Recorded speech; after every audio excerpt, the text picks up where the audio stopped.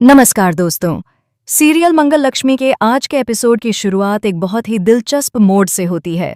जब मंगल beauty parlour की ओर जा रही होती है, तभी अचानक तेज बारिश शुरू हो जाती है।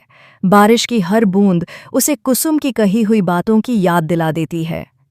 वह बात जिसने उसके दिल को झकझोर कर रख दिया था।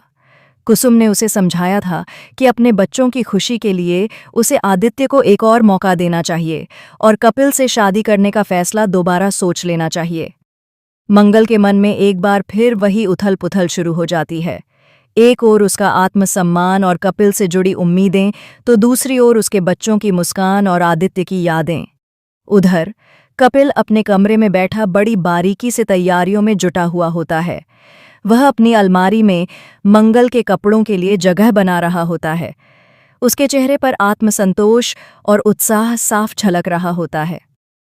तभी प्रतिमा कमरे में आती है और मुस्कुराते हुए कपिल की पगड़ी ठीक करती है। वह कहती है, अब जब मंगल तुम्हारी जिंदगी में आने वाली है, तो बच्चे भी हमें कभी परेशान नहीं करेंगे। कपिल कुछ पल के लिए झिझकता है। उसके चेहरे पर असमंजस दिखाई देता है। वह सोचता है कि क्या उसे प्रतिमा को यह सच्चाई बता देनी चाहिए कि मंगल के बच्चे भी उनके साथ रहेंगे। लेकिन ठीक उसी समय चिंता बुआ वहां आ जाती है और अपनी बातों से माहौल बदल देती है। वह कपिल को आशीर्वाद देती है और चली जाती है, लेकिन कपिल के मन में असमंजस का साया बाकी रह जाता है। इधर आदित्य के घर का माहौल कुछ और ही होता है। दीवार पर टंगी आदित्य और मंगल की पुरानी तस्वीर गिरते गिरते बच जाती है, मानो वक्त खुद किसी अनहोनी का इशारा कर रहा हो। कुसुम आदित्य से कहती है, बेटा चलो खाना खा लो। लेकिन आदित्य उदास आवाज में जवाब देता है, मैं तब खाऊंगा जब मंगल की शादी देख लूंगा। इतना कहकर वह घर से निकल जाता है। उसी समय शांति का फोन आता है और वह कुसुम को याद दिलाती है कि समय पर मंडप पहुंचना न भूलें। दूसरी तरफ ब्यूटी पार्लर में मंगल मेकअप करवाने से मना कर देती है। वह सोचती है कि उसे किसी बाहरी सजावट की जरूरत नहीं, जब दिल के भीतर इतना तूफान मचा हो। तभी अचानक बिजली चली जाती है और पार्लर में अंधेरा छा जाता है। ब्यूटिशियन को फोन पर चिंता बुआ का मैसेज मिलता है, जो उसे कुछ खास निर्देश देती है। लिपिका मंगल के पास आती है और कहती है, बारात पहुंच चुकी है, तुम्हें जल्दी निकलना चाहिए। लेकिन ब्यूटिशियन की नज़रें लिपिका पर गड़ी रहती हैं, जैसे उसे किसी बात पर शक हो। उधर चिंता बुआ लिपिका और ब्यूटिशियन से मिलकर एक भयानक साजिश रचती है। वह कहती है, मंगल को पार्लर में ही बंद कर दो ताकि वह मंडप तक न पहुंच सके।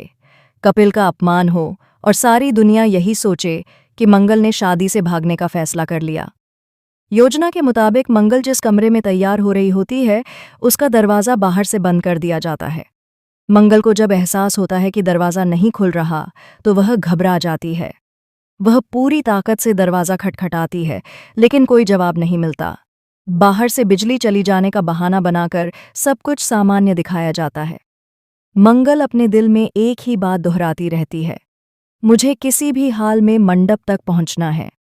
वह खिड़की खोलने की कोशिश करती है, पर बाहर भारी बारिश हो रही होती है। उधर अक्षत बार बार मंगल को फ़ोन करता है, लेकिन कॉल रिसीव नहीं होता। बेचैन होकर वह पार्लर की ओर भागता है और रास्ते में अचानक चिंता बुआ से टकरा जाता है। वह कुछ समझ पाता उससे पहले कुसुम वहां पहुंच जाती है और स्थिति संभाल लेती है। मगर अक्षत के मन में अब एक ही सवाल घूम रहा है, मंगल कहाँ है।